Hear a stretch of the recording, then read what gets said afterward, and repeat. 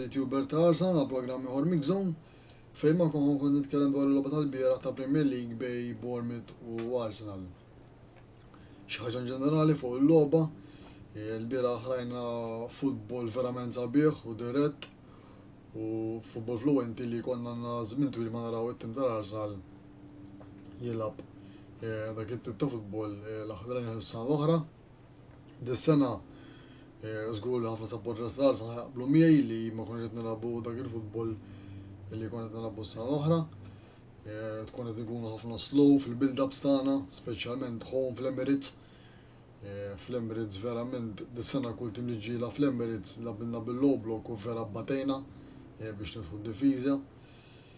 Però l-logħba tal-bieraħ away ġajna rbaħna u żammejna clean sheet ir-rebba waħda li totalment jistħoqilna, sorry t-tielet waħda, rebba waħda in all competitions.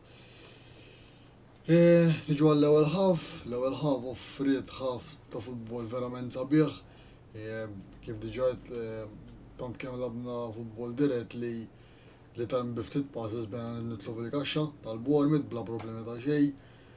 L-ewwel attakk literalment kull ma ħadilna 7 sekondi miex inkellu ballu fuq għaraja u tellajni għal-build-up mbagħad rajna ir-rebound ta' Saka mid-daqqa ta' ras ta' Jesus li ħabat imma l-wifqa u Saka bir-rebound ta' ballu ġewwa.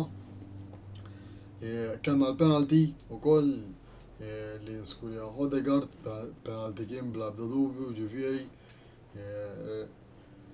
Għalkemm ir-referi nemmel xogħol kellu partita ħażina għaliex il-Bournemouth tant kemm iffawljaw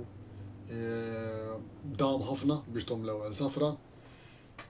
Mentri meta Kai Havertz l-unika fawl li għamel fil-logħba ħareġ is-safra mill-ewwel.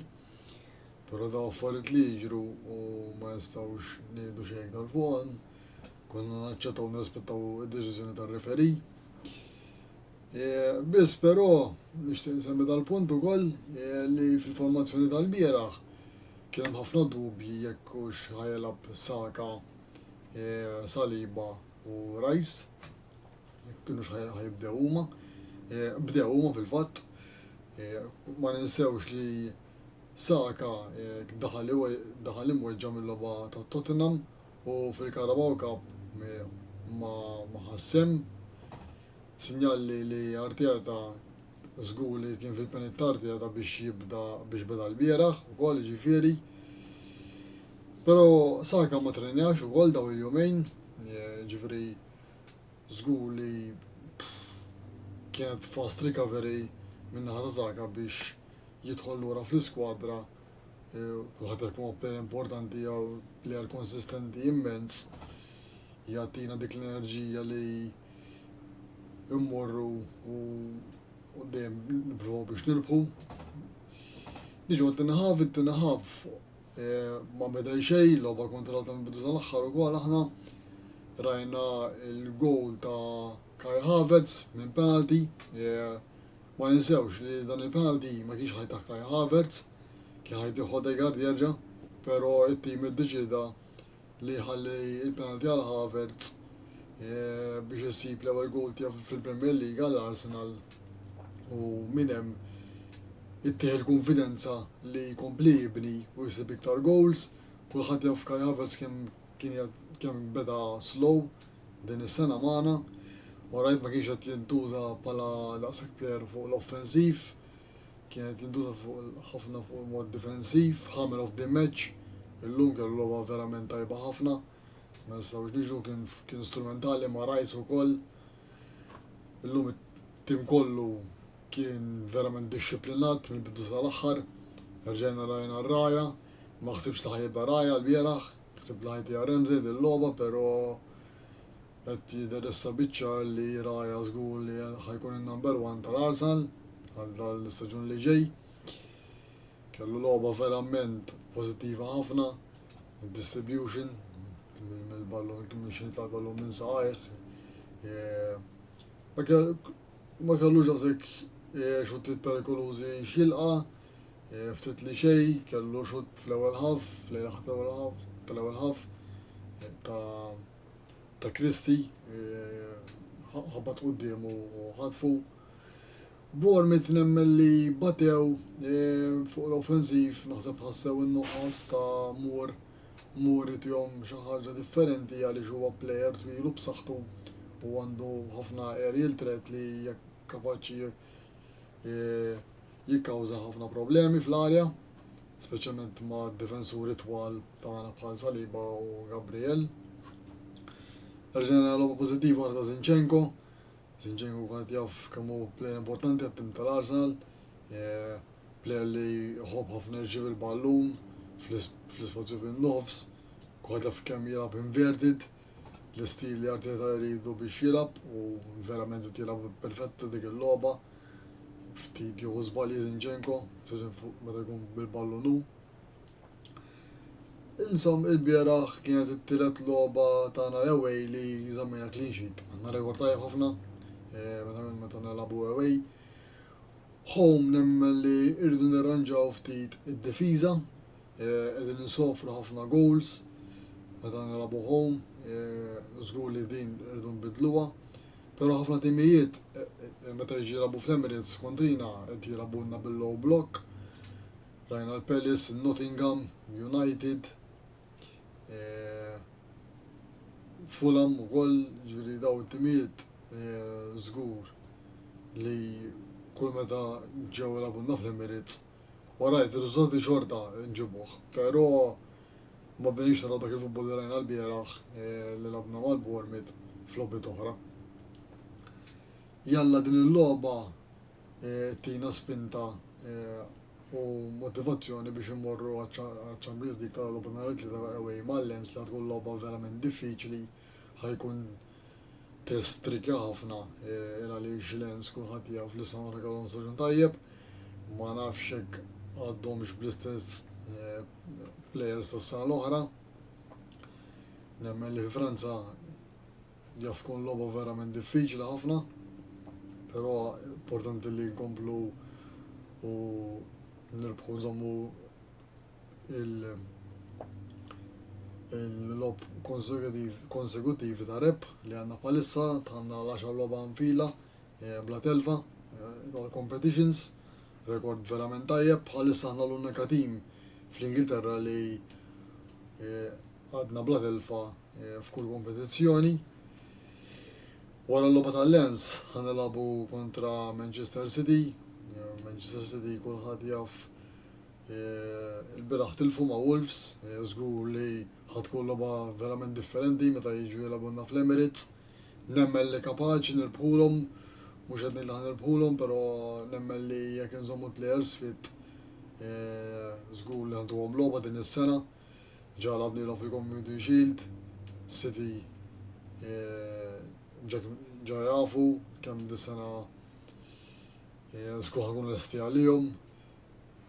Għadu kmieni biex nitkellmu fuq il-league per se minn ħajpa sal-aħħar, però City u aħna nemmen li ħankunu tajt il-contenders l-affarijiet kif jidhru.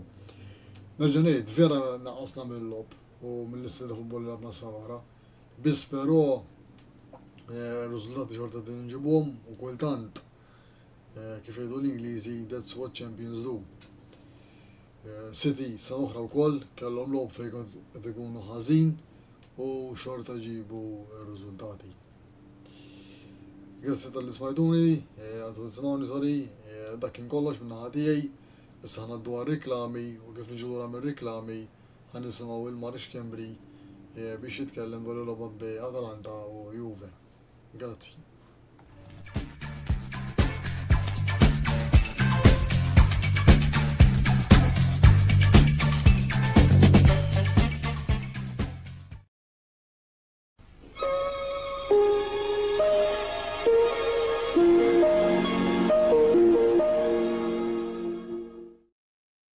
wasal eluq żmien ommok, missierek, jew xi ħadd minn tal-familja, għandek xi okkażjoni jew xi attività mal-ħbieb u trid issib restorant tajjeb b'ikel ġenwin u prezzijiet qalbut ta' kulħadd?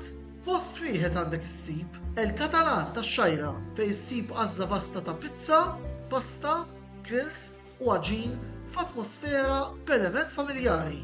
Għal bookings ċempel fuq 21 800 997 jew żur is-sit tagħna għal iżjed informazzjoni.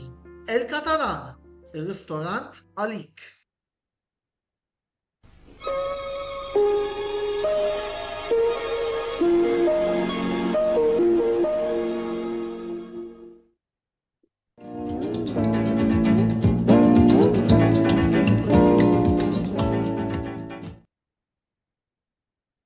Il-lejla tajba ħbib tiegħi u qabel nitkellem fuq il-logħba ta' Juventus li għadha kif tintemm madwar sejlu kontra Atalanta, nixtieq pubblikament nirringrazzja lill-editur Antonello Abela illi filmit programm li jien ipparteċipajt fih kontra Lecce tani din l-opportunità. Mit-programm ħbib tiegħi mhumiex ċajta, saqbiżnihom ukoll. Nassigurakom jirrikredu ħafna xogħol, ħin ta' kollaborazzjoni, jiġifieri jien nibatlu l-videos u viċeversa ġieli jkollu xi kummenti lilna l-YouTubers. Jgħaddienna wkoll sabiex dejjem intejbu din il-paġna u ma semmejx din preċiżament fil-logħba kontra Lecce, l-ħaġa l-logħba nammetti li ntlabet tard u ma kienx il-ħin ta' ħafna eloġi. U t-tieni ħaġa ħadt l-opportunità li l-ewwel darba li ninserta live fix-xandiera kif qiegħed il-lejla nitkellem espliċitament fuq din. Jalla mhux nieħu l-200 ma nieħu ħafna iktar. Però pass ġebla u nibnu solar. Dak imorru l-affarijiet. Mela, dik kienet l-ewwel punt li nixtieq nagħti lil mill-logħba kontra li nixtieq nagħti mill-logħba kontra l-Atalanta. It-tieni punt forsi qed tarawni li bes ir-roża lejla li ma roża huwa il-gier li lbisna l-Juventus lura meta konna fil-Glorja ma ilbistu speċifikament ir-roża għax illum huwa l-ewwel ta' Ottubru huwa Pink October. L-awareness hija importanti ħafna.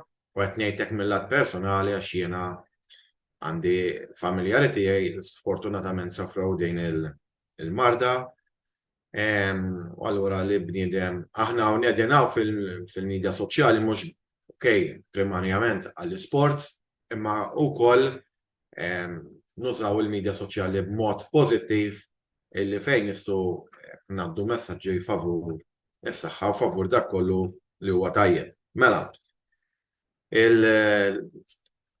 il-paniġerku tiegħi għadda u niġi għall-logħba. Il-logħba ġol Gewi Stadium, Atalanta xejn, Juventus xejn, logħba lil Juventus dieru li ma jridux jitilfu, iddefendew tajjeb ħafna, it-tieni logħba konsekuttiva li ma qalgħux gow wara il-logħba ma' Lecce, però ftit attakkaw.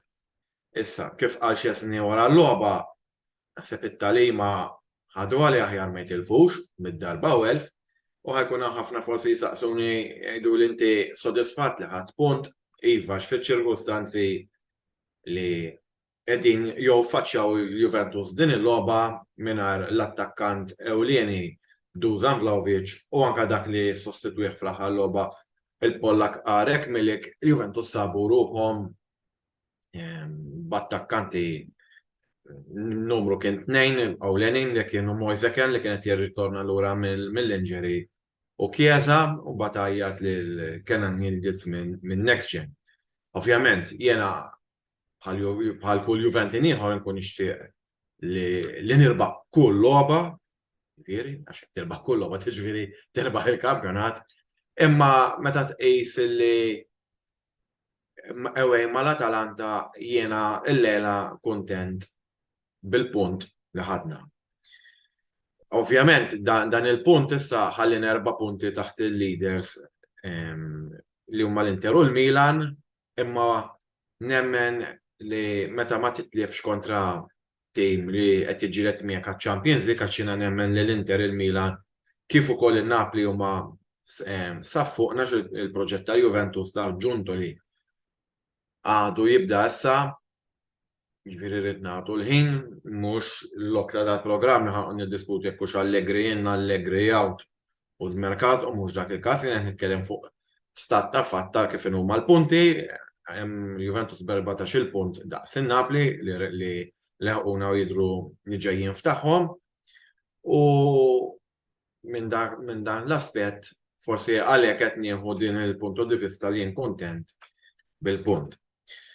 Jiena naħseb li mhux naħseb jiena nemmen li kif anke qal Allegri wara l-logħba x'in il-logħba rajta ġifieri mhux għalfejn jgħidi Allegri għamlu l-ewwel sija Juventus kienu tajjeb kienu abbastanza bene kif jgħidu Taljan, kienu tajjeb. Imma mbagħad l-aħħar ħin is-sugra u s-sugra mhux ftit. Ġifieri kolli ngħid li Szczesny għamel miraklu patta għal dnubietu kontra Sassuolo għax jiena dak il-ballun kont diġà immaġinajtu msammar fir-rokna ta' fuq tax-xibka imma mnalla missu bl-ingwanti li mar mal-wieqfa u telaq il-barra dan il-ballun.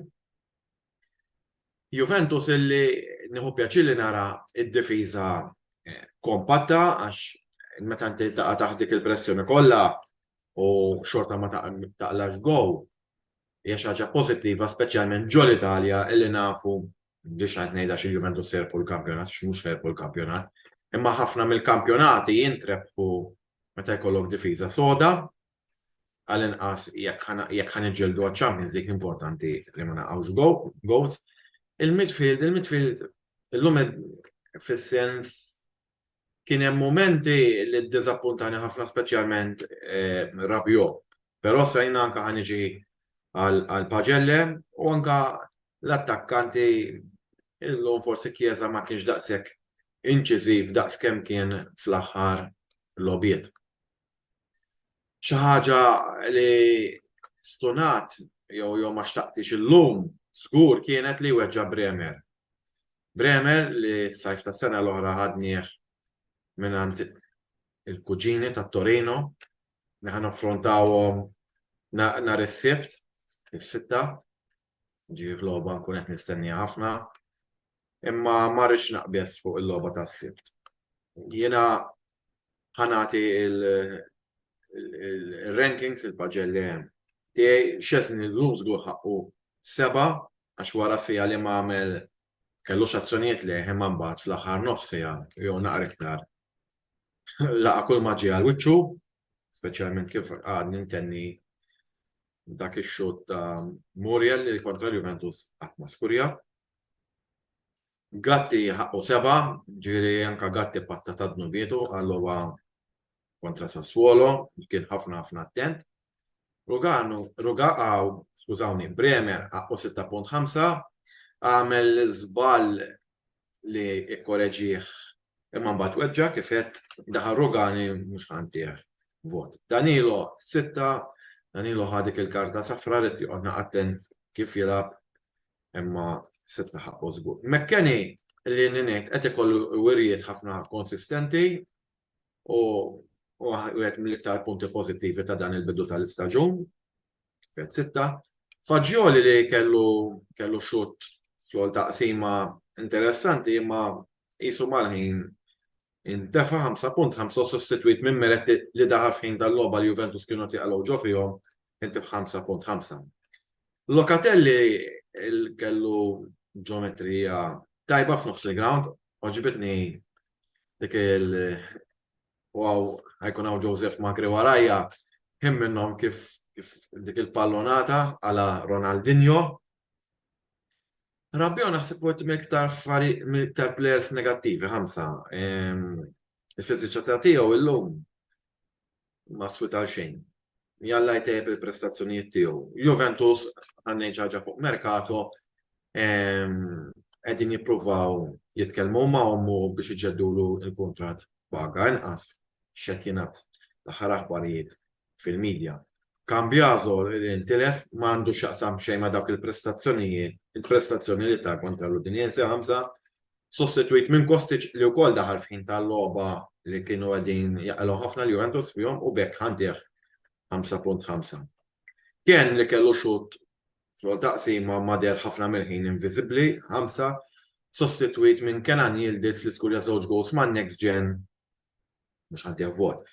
Chiesa l-lumma kifet ma kienx inċisiv bħas-soltu, kellu xut tajjeb fit-tieni taqsima, kifet il-Juventus kull ma kellhom 3 xutti ġolla, u semmejt minn tagħhom u 5.5 u Allegri l-iktar kien moħħu ma jitlifx il-logħba intih 5.5. Mhux soltu nikkummenta dwar plejers tal-Atalanta, però Atalanta ġobni ħafna l-plejer Taljan Scalvini. Ġobni ħafna u xi ħaġa li kolli ngħid li għax kemm il-darba anke f'programmi ta' botta u risposti nitkellmu fuqha hija l-grounds Taljani. Nu pjaċir li l-Gew Stadium li jiena kelli l-opportunità immur ġo fih fi żmien li kien għandu stadju atleti d'Azzurri. Rajna diġà naħa minnhom diġà bnewa u naħa l-oħra din bla kurva x'qegħdin jibnuha. Jalla naraw ħafna aktar grounds Taljani illi mhux biss fuq ir-ritratti tal-Facebook għax anke del-ġimgħa rajt il-ground tal-Avellino kif qegħdin jipproponuh, jalla l-Avellino xi darba nerġa' narawhom fis-serjat ma niftakarhom, mhux biss narawhom fuq ritratti sbieħ imma kif għamlu l-Atalanta u kif għamlu l-Juventus deċenju ilu ikollhom il-grounds tagħhom għax bekk biss il-futbol Taljan jista' jieħu r-ruħ. Jiena da parti tiegħi m'għandix xejn iktar fuq din l-logħba. Il-logħba li missija mat-Torino bagħad hemm il-waqfa u l-logħba mal-Milan. Ġifieri u bagħad ikun baqa' logħba oħra mal-Verona kull manna 4 logħbiet f'Ottubru.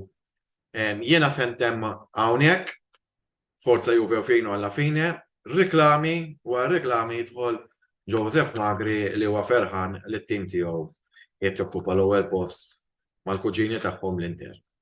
Li qed tajjeb bi b'saħħiet.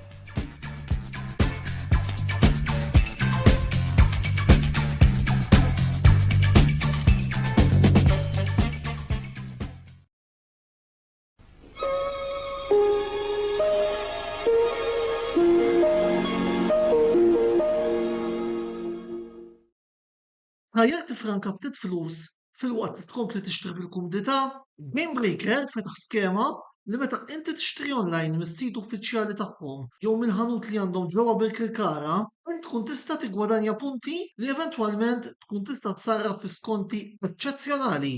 Mela isma' minnha u tibqax taħsibha, tipprofitta minn din l-iskema l-ġdida li qed joffru Game Breaker, żgur li mhux se toħroġ iddiżappuntat. Game Breaker l-aqwa logħob tal-PlayStation, Xbox u Switch.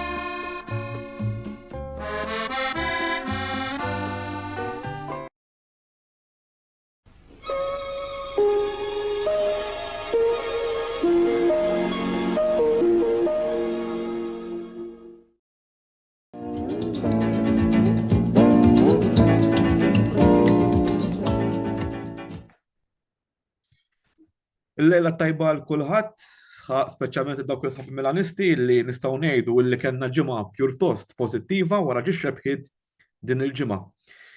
L-ewwel ħaġa kif qabel ma nibda nitkellem dwar il-logħba ta' Milan Lazio tal-bieraħ nixtieq ninaqat mal-ħabib tiegħi Marx Kembri li semma u qal li dan huwa xahar importanti għal dawk li qegħdin jiġġieldu il-breast cancer. Tajjeb illi f'dan ix-xahar nsibu mument biex naħsbu fihom u nixtieq ukoll insellem memorja ta' 5 żgħażagħ li tilfu ħajjithom 18-il sena ilu qed nirreferi xejn ta' żabbur f'inċident ta' traffiku. Milan Lazio l-bieraħ rebħ oħra 2-2 u t-tieni clean sheet għal dan l-istaġun. 5 kambjamenti mill-logħba Cagliari Milan fejn rajna il-goaler internazzjonali Franċiż Mike Maignan lura ġolla sta Kalabria u Kijer lura mal-ewwel 11 u ġuru lejha lura mal-ewwel 11 bażikament nistgħu bażikament ngħidu illi l-unika dipartiment li ma kienx fih ċaqliq huwa dak tan-nofs għaliex Adli, Loftus-Cheek u l-Olandiż Reinders reġgħu bdew mal-ewwel 11. L-ewwel ħaf kien ħaf li naħseb kien 50-50 fej kien hemm naħseb jiena wieħed mill-ftit chances tal-Lazio fej kien hemm żball min-naħa tat-tifisa tal-Milan ta' Simon Kjaer illi spiċċa f'saqaj l-attakkant Brażiljan Luis Alberto li bġirja tajba però mbagħad għamel xogħol tajjeb fi Kaja Tomori illi mar jippressaħ u xinu xutti għal-ballun spiċċa f'xi ftit metri l-barra hemmhekk kienet l-ewwel logħba fejn Lazio kellhom ċans jitlu fil-vantaġġ. Ftit tal-minutu wara, ġirja tajba ta' Rafael Leao illi għal darb'oħra u naqbel magħha l-bieraħ kien il-man of the match tal-partita, nispjegaw iktar il-qudiem għaliex naqbel fejn xut tajjeb li ġim il-uħ mill-gowler ta' Lazio li naħseb il-bieraħ jekk kolli nażel min kien l-aqwa logħba tal-aqwa player ħanejtek skużawni tal-Lazio kien il-goalkeeper tagħhom Defrel. U fl-ewwel taqsima ġifieri ma tantx kien hemm ċans, l-unika ċans kien hemm ċans tad-deb il-xut ta' ġiru li ġie salvat tajjeb mill-goalkeeper ta' Lazio li mbagħad ġi ħażin kien hemm min kummenta ħażin fuq Reinders anke fuq il-Facebook kummenti sina kontra Reinders, però ma naħsibx li kien il-każ għaliex il-ballu ma ġiex perfett tal saqajħu naħseb il Reinders qed jagħmel kollox tajjeb wieħed mill-aħjar wieħed mill-protagonisti illi hemm nista' ngħid illi sfortunatament s'issa għadu ma sabx ix-xibka. Tispiċċa l-ewwel taqsima jkolli nagħti rate lit-tim tal-Milan minn 1 sa 10 nagħti su dawk is-6 u nagħti dan nagħti qed nirraġuna hekk għal sempliċi raġuni illi naħseb fl-ewwel kwarta apparti ċ-ċans tal-Lazio naħseb illi l-Lazio kellhom iktar possess mit-tim tal-Milan.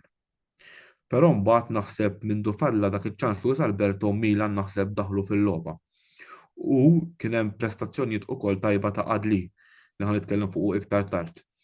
Tieni taqsima, naħseb fit-tieni taqsima il-Milan ħadu l-kontroll kollu tal-logħba, kien hemm ħafna iktar chances biex Milan jiftħu l-iskor, kien xut tal-Leao u anke Ġiru kellu ċans jiftaħ l-iskor, u mbagħad fil-63 minuta Adli jirbaħ il-ballun minn nofs tal-Lazio pass tajjeb lejlejha u ġirja tajba cross u pulisiet ċeħed fix-xibka. Fuq Adli naħseb illi onestament kif rajtu daw il-ġiex logħbiet qatt ma fimt għalfejn ma kienx qed jilgħab ma kienx qed ikun lasa ta' Stefano Pioli għax naħseb illi f'daw il-ġiex logħbiet naħseb ta' qalbu u għamel dak li u naħseb il-gowl tal-bieraħ beda minnu. U wkoll fl-ewwel gowl mar quddiem il-fens quddiem il-kurva sud u beda jgħanna u jbus l-arma tat-tim tal-Milan. U naħseb hemmhekk rajna d-dedikazzjoni u l-lealtà ta' plejer lejn it-tim tal-Milan illi kifet reċenti ma kienx qed jiġu magħżul għas-sena għall-ewwel sena li ġie u baqa' hemmhekk jemmen u meta intqal li m'għandux post fit-tim aktar iġġieled u naħseb din hija tagħliema li kull plejer għandu jieħu minant dan il-plejer. Kienet ukoll wara il-gowl komplejna iktar niddominaw u ħanitkellem naqra fuq dil ħaġa. Kontra l-Verona u kontra l-Cagliari iddiskrivejt l-ewwel kwarta tat-tieni ħaf illi Milan ma kinux qegħdin jaqbdu art. Kienu qed ikunu nannaqa mitlufin. Il-bieraħ dil ħaġa ma ġratx. U naħseb il-coach Stefano Pioli fil-konferenza li ta' wara l-logħba qal illum l-iskwadra tal-Milan kienet l-iskwadra li verament dak li inna naħdmu għalih għax kienet ġifieri kienet hemm tul il-logħba l-plejers kienu konċentrati kollha. Ġifieri fl-ebda ħin naħseb fl-ebda kwarta tal-bidu tat-tieni taqsima il-Lazio ma kienu perikolużi anzi pjuttost bil-kontra li ġara fil-ġiex logħbiet li għaddew Milan kellhom fejn jiftħu l-iskor. Tiani Rangers ġiri qabes id-difiża kollha xut u ballu mar ftit metri l-barra qed ikun unlucky sakemm imbagħad fit-87 minuta lejn min il-partita ġirja tajb oħra ta' Rafael Leao li bi cross minn mal-linja sab il-Okafor u xaħet fix-xibka u dan kien it-tieni gowl ta' Okafor u hemmhekk naraw laqa li nħadem bih il-transfer market tal-Milan fis-sajf li għadda. Ħanibda nagħti ir-ratings tal-players fl-opinjoni tiegħi Mike Menjan illi ġab it-tieni clean sheet tiegħu ta' dan l-istaġun u jekk ikolli nirrejtjah 7 to 8 mhux għax għamel xi għalkemm laqa ġi x-xuttiet li kienu fil-baxx li huwa tajjeb, però naħseb id-difiża għenitu biex jikseb din il-clean sheet ma tistax tgħid illi kien impenjat matul il-lob ma tantx kien hemm dawk il-mumenti li kellu jagħmel ħafna. Calabria u Simon Kier il-tnejn li huma ntihom 6.5 għaliex Calabria wkoll kien aggressiv, speċjalment meta kien qed jiġi wiċċ ma' Zakanji tul il-logħba li naħseb ma kien hemm l-ebda debut bejn Calabria u Zakanji li Calabria tilef il-ballun u Kier jekk naħseb il-Kier ikolli diħrata daqsxejn inqas minn Calabria li għaliex l-unika ċans perikolus tal-Lazio kien naħseb żball tiegħu illi tefal Milan ukoll f'periklu kbir. U naħseb peress dak li żball naħseb intih ħrata inqas mill-kapten tal-Milan Davide Calabria. Tomori li għalkemm kien fid-difiża naħseb illi inti 7.5 u ngħidlek għaliex u ħanispjega għaliex ma milx bis-xogħol ta' difensur imma fhim minnu fit-tieni taqsima rebaħ ballun ftit daqsxejn lura mill-linja tan-nofs illi ġera però mbagħad illi ħal portal jiskurja u ħabat ma' Romagnoli għalkemm kellu l-ġiru u l-lejaw, però ma tistax tgħid li kien ħażin fuq hekk u anke xogħlu u naħseb dan l-istaġun qiegħed ikun dak Tomori illi kien meta rbaħna l-lig lura fl-2022. Rangers u Adli, it-tnejn li huma naħseb intihom dawk is-7.5 l-istess. Rangers huwa player fast, player aggressiv, player li naħseb huwa l-aktar player wise fit-tim tal-Milan u Adli ukoll kien illi beda l-ewwel gowl li tefal Milan fil-vantaġġ. Aħbar ħażina li hemm ovvjament kellu jinbidel Loftus-Cheek u daħal l-Amerikan Yunus Musa, il-Loftus-Cheek ma tistax ittieħ qisu dak ir-rating għaliex kull malab kien 25 minuta u mhux suppost għandu injury gravi għax naħseb Loftus-Cheek wieħed kien l-akwist illi dejjem ta' xogħlu tal-100% tiegħu fil-ground u fluħu kien hemm ukoll Yunus Musa illi kien ukoll sfortunat illi ma sabx ix-xibka u naħseb ukoll l-istess intih rating ta' 7.5 għaliex anke f'każ ta' dribbling u ta' xuttijiet l-istess u anke 7.5 imur għal Teo Hernandez illi l-bieraħ naħseb kienet waħda mill-lob tiegħu illi naħseb wara l-inġeri li kellu fejn tilef il-logħba kontra l-Verona mhux ħanejt li mal-kari li kien ħażin però naħseb il-bieraħ kien iktar inform. Olivier Giroud illi ma tantx naħseb kont kuntent jiena personali bil-prestazzjoni tiegħu għalkemm taxu tajjeb u l-gowl għamel xogħlu għax ovvjament il-gowl mhux se jħallih għaddex kulħadd jiddefendi x-xibka tiegħu, però naħseb mill-bqija ma tantx ta' dak il-100% li jagħti s-soltu. Lejaw li ħankun onest naħseb 9 intih ma ntixtennax ovvja dejjem jagħmel jista' jkun aħjar tiddejaqni mill-lew illi xi kultant taraħ jisu miexu nitlu fil-ground però l-bieraħ kien tal-100% u għalkemm jiena kif nemmen fil-futbol jien mhux fil-każ tal-Milan biss il-gowl ma jiskurjax biss il-plejer li jsib ix-xibka imma il-plejer li ħadem l-azzjoni u f'dak il-każ il-ġiex gowl waslu minn Rafael Leao illi naħseb qed ikun strumentali u naħseb wara l-kuntratt li ġeddet u wieħed jista' jifhem illi dal-plejer għal il-Milan emnu fih u ukoll issa qed irott il-ħidma u l-frott illi t-tim ta' Milan emmen fih. U lej l-aħħar naqa lej l-aħħar 6 minuti ukoll daħal Ċukwe daħlu Okafor, Popega u Florenzi illi daħlu flok Giroud, Adli u Calabria. Florenzi illi skużani ħanat ir-rating ta' Calabria, skużani tajt ir-rating tiegħu għax skużawni fiex kiet naqa, però Florenzi ukoll jisu reġa' sab il-forma u naħseb fi 3 snin li ilu mal-Milan għax din hija t-tielet sena għax ġi fl-ewwel sena li rbaħna l-kampjonat is-sena l-oħra u dis-sena nemmen li dis-sena qiegħed jilab l-aħjar.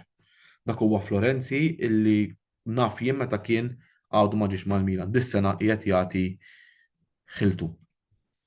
Okafor illi t-tieni logħba u sab ix-xibka u Popega li wkoll nemmen illi jista' jagħmel aħjar, però naħseb mill-ftit minuti li s'issa qed jilab ukoll qiegħed jagħti il-prestazzjoni tiegħu. Naħseb Chukwueze daħħal fl-aħħar naqa' Chukwueze u naħseb jiena ħankun onest jiena minn ma jaqbilx miegħi. Mhux ħanejt li qed jilab ħażin għax ma ikun negattiv fuq u għax jista' jkun mill-futbol Spanjol, futbol Taljan hemm qabża naqa' mhux ħażin. Però jiena naħseb meta beda jissemma mat-tim tal-Milan jiena rajt naqa' kif kien jilab mal-Villarreal u stennejt u qed nistenna ħafna aħjar. Ovvjament għadu fil-bidu l-kampjonat jaf jiġi aħjar, kellu wkoll ċans fejn jiskurja. Jiena mid-dera l-ħin tiegħi magħkom intemm, però qabel nixtiequ nirringrazzjaw l-sponsors tagħna l-Katalan, il-Game Breaker, Paces u The Barber Home. Nitolbukom ukoll issegwu il-YouTube channel tagħna illi wkoll ħajittella dan il-filmat li għamilna jiena u sħabi fuq il-Facebook u fuq il-page ta' YouTube tagħna u għada nfakru nistidlukom biex terġgħu tkunu magħna fit-8:30 fejn ħajkonna l-ħbib tagħna Chris Copyright illi ħajdiskuti l-logħba Tottenham versus Liverpool u Karl Parnis għall-logħba Roma versus Frosinone. Dak kien kollox minn naħa tiegħi jiena nerġa' nkun magħkom il-ħamis għall-logħba taċ-Champions League Borussia kontra Milan u nhar il-ħadd fil-għaxija fejn se niddiskutu l-logħba Ġenwa Milan. Grazzi u l-lejl it-tajjeb.